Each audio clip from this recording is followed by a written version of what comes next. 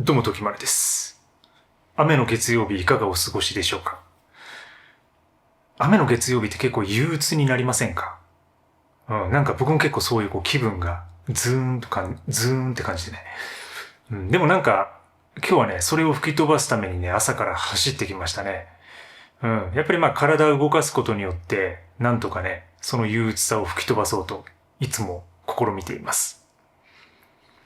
で、今日は新月なんですけど、その新月を利用して、物の手放しを加速させるっていう、そういう話です。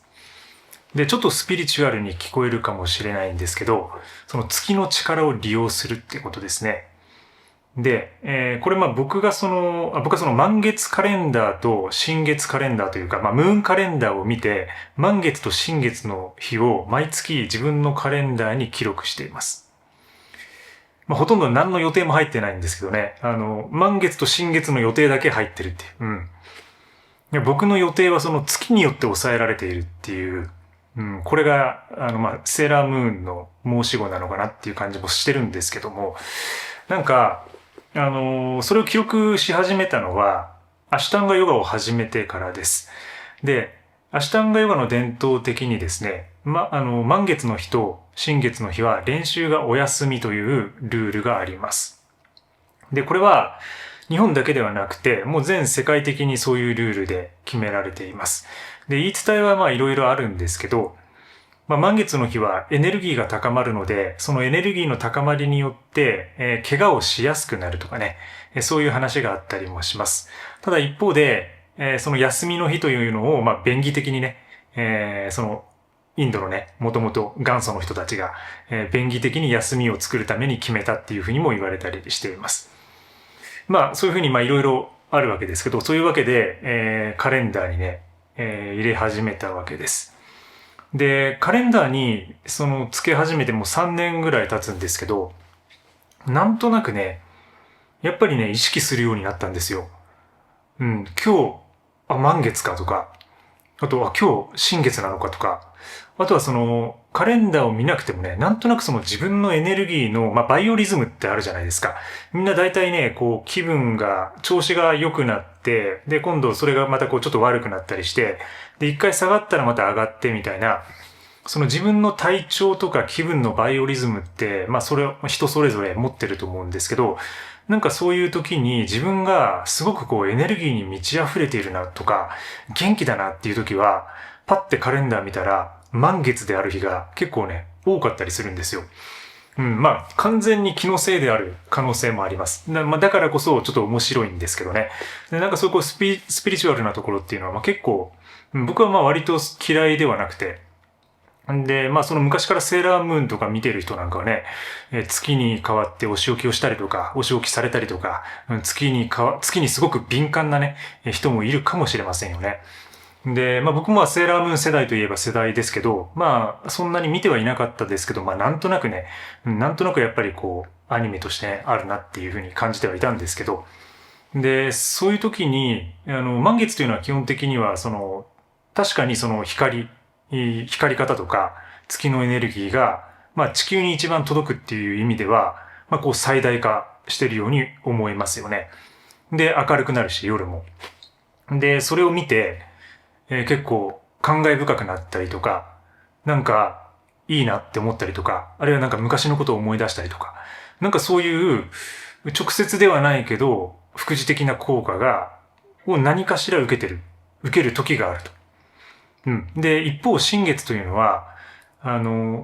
逆ですよね。満月の逆で、月の力がちょっと弱まる感じがあると。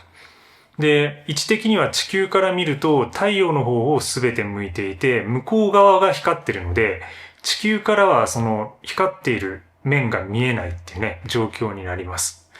だから、なんとなく、夜も暗くなるし、で、地球にその太陽とか月のエネルギーが届いてないような気がすると。で、満月は満ちていくわけですよね。なんかいろんなエネルギーとかが集められていく状態だと考えれば、その自分の持ち物とか、そういうものもぐわっとね、集まっていくようなイメージができると思います。で、一方で、新月はその逆ですので、こう、潮がスーッと引いていくような感じ。だからエネルギーがこう、外に出ていく。呼吸が満月で吸っているのだとすれば、そのエネルギーを吐くことによって出しているようなイメージ。だから、そこに自分のものの手放しを合わせると、月の力を借りて手放しが加速するっていう、そういうね、理論です。はい。で、なんかね、まあそういうふうに言うとすごくスピリチュアルに聞こえるんだけど、でもなんか一つのそのきっかけにするっていう意味では、これ何でもいいんじゃないかなって思っていて、で、それをまあうまく利用して自分のものを減らして、で、それで整理整頓が進んだりとか、で、気分が良くなったりとか、で、片付けをして、探し物がしやすくなったりとか、仕事に取り掛かりやすくなったりとか、なんかね、そういうところがね、まあ結果的に出てくればいいんじゃないかなって思っていて、で、だからまああえてね、そこ月というね、ものを手放しに使ってみてはどうかという。まあ簡単に言えばそういう提案です。はい。で、最近ね、僕の部屋、実は結構ね、散らかってます。散らかってるんですよ。で、今ね、こっち側にね、バックパックの中身、ほぼほぼ外に出してて、で、今週、紙で新たに2冊の本を買ってね、それをそのままその辺に置いてたりとか、で、あとは、書類が届いてて、住民税とかそういうものの納付書みたいなものがバサッとそこにあったりとか、あとは、友達から手渡された、ソムリエナイフね。ワインのソムリエナイフがあったりとか。で、うちではワインを開けることはないんですけど、で、それをこう次、その、友達に会う時に返しに行かなきゃいけないんですよね。だから、奥にしまっておくと忘れちゃうんで、もうね、床にね、置いてるんですよ。で、あとは、その書類とかを作るために、この間買ったホッチキスがあったりとか、あとはラジオね。ラジオを紹介してるじゃないですか。で、ラジオの電池をですね、最近充電池にして、で、やっぱりまあ、アルカリ電池を毎回買うのが、ちょっとエコじゃないなって思って、で、炭酸のね、充電器と充電池みたいなもの。よく昔ストロボとか使ってた時に、使っていたエネループみたいな、エネループではないんですけど、今回買ったのは。そういうものをね、置いてたりとか。で、あとはまあ、いつものその、自分の紙で持ってる本ですよね。本とかもその辺に、もうどさっと置いて、もう順番とかもごちゃっとなっているような状態です。だからそんな感じで、結構散らかっていて、で、そういえば今日、新月だなと思って、じゃあ、これからちょっと整理しようかなって思ってます。なんかそういうことですね。だから、なんかやっぱりまあきっかけがないと、人って意外と動けなかったりして、逆に言えば、何か、かこつけでもいいから、一つきっかけみたいなものを作れば、それに向かって動けると。で、この月の力を使うことが、のいい点は、必ずね、毎月1回は来るんですよ。その新月っていうタイミングが1回は来る。で、満月も来るじゃないですか。で、ちょうどだいたいね、1ヶ月周期ぐらいで、1ヶ月よりちょっと早いぐらいかな、の周期で来るんで、毎月そのムーンカレンダーを僕つけてるんで、その新月の日は必ず片付けをするっていうね。そういう風に最近してます。だから、これはこう、なんか自然とね、まあカレンダーに入ってて、なんとなくこれまではそれをこう意識するだけだったんだけど、その新月の日に手放しとか物の整理をやるっていう風な、なんかそういう習慣にね、自然と変わっていったんですよね。だから、これ結構面白いのが、そのスピリチュアリティの逆転っていうのかな。やっぱりその人間は想像力とかスピリチュアリティによって突き動かされてきましたよね。ハラリが書いたサピエンス全史でもね、想像力とか、想像の共同体とか、そういうものが人類を結束させて、で、それで生き残る術っていうものをそこで、作ってきたと。だからなんかその想像力が、やっぱり、それを想像して実行できるっていうのが人間の強さだと思うんですよね。で、これはまあ他の動物にはなかなかできないことで、で、だからこそ自分たちは生き延びてきたと。だからちょっとそれを逆手に取るじゃないけど、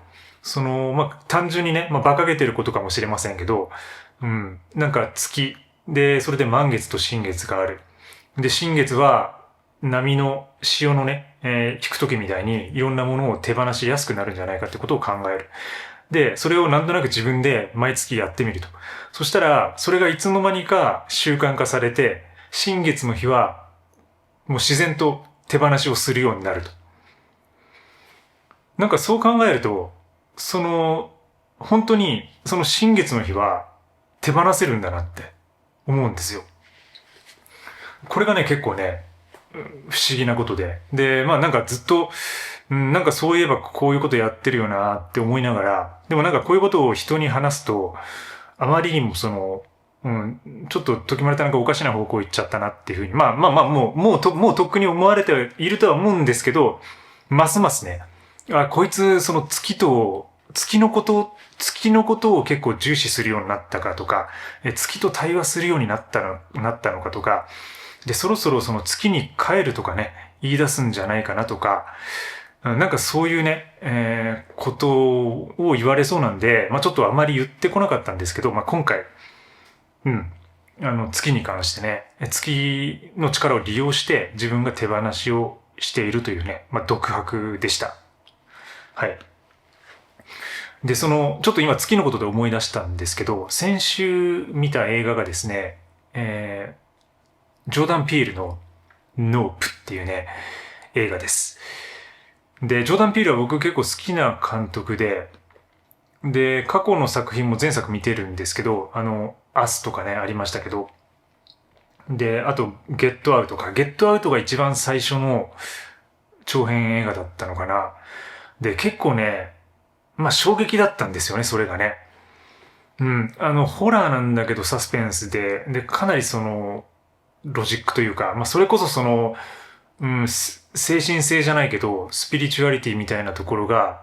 描かれていたり、で、あとは、その歴史ですよね。歴史みたいなところ。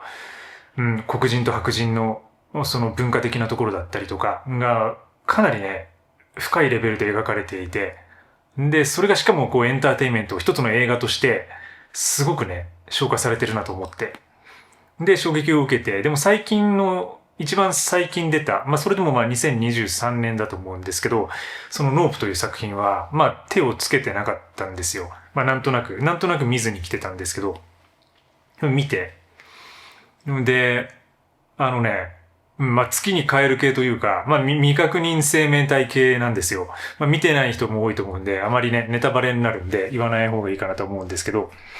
でもなんか、つまりすごく想像力をかき立てられるっていうこと。で、それに対してやっぱりこう人間が翻弄されていく姿っていうのかな。なんか、そこに物語が生まれると。だから、なんかなんとなくね、そのスピリチュアリティというと、こう、嫌悪する人いますよね。で、僕もなるべくなら、あまりにそっち側に寄ってる人とは、関わらないようにしてるところもあるんですよ。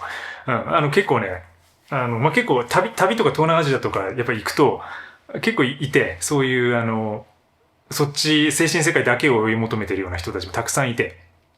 でもやっぱりまあ自分はどちらかといえば、もっと生活寄りというか、現実を生きていて、日々のルーティンの中で、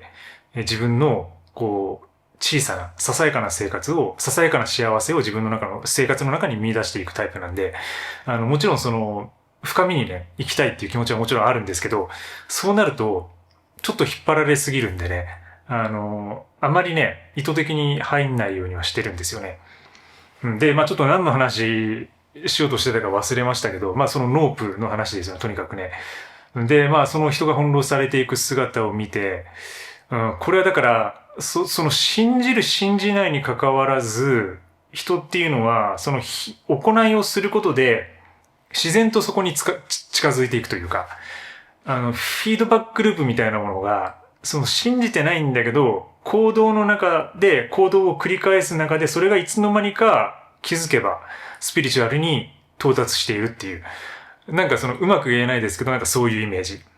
うん。で、それがその映画の中に描かれているのと、今回の話も結構リンクしてくるところがあるなと思っていて、だから僕が